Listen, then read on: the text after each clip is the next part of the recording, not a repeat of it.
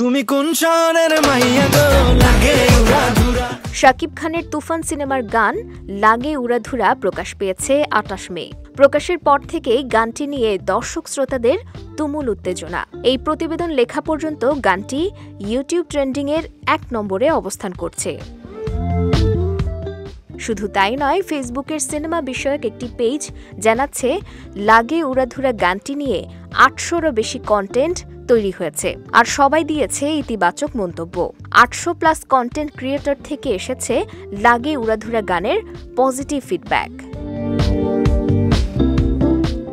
পেজটি আরও জানাচ্ছে, শুধু বাংলাদেশ থেকে নয়, অস্ট্রেলিয়া, যুক্তরাষ্ট্র, পাকিস্তান, ভারত, মধ্যপ্রাচ্য, ইউরোপ থেকেও গানটি নিয়ে রিভিউ তৈরি হয়েছে ইউটিউবে। বাংলাদেশের আইটেম গানের ক্ষেত্রে এটি এক ইতিহাস বলে দাবি তাদের। স্বাভাবিকভাবেই বেশ খোশ মেজাজে আছেন সিনেমা সংশ্লিষ্টরা। শাকিব খানের ভেরিফাইড ফেসবুক পেজের ছবি পরিবর্তন করে দেয়া হয়েছে লাগে উড়াধুরা গানের ছবি।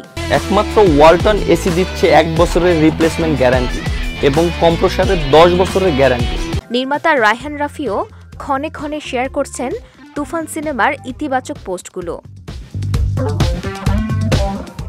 ৩০ মে সিনেমার ২ প্রযোজক নির্মাতা রায়হান রাফি ও চঞ্চল চৌধুরী দেখা করেছেন তথ্য ও সম্প্রচার প্রতিমন্ত্রী আরাফাতের সঙ্গে। কি নিয়ে তাদের সঙ্গে কথা হয়েছে তা স্পষ্ট না করলেও রাফি তার স্ট্যাটাসে জানিয়েছেন তাদের একটি ফলপ্রসূ আলোচনা হয়েছে।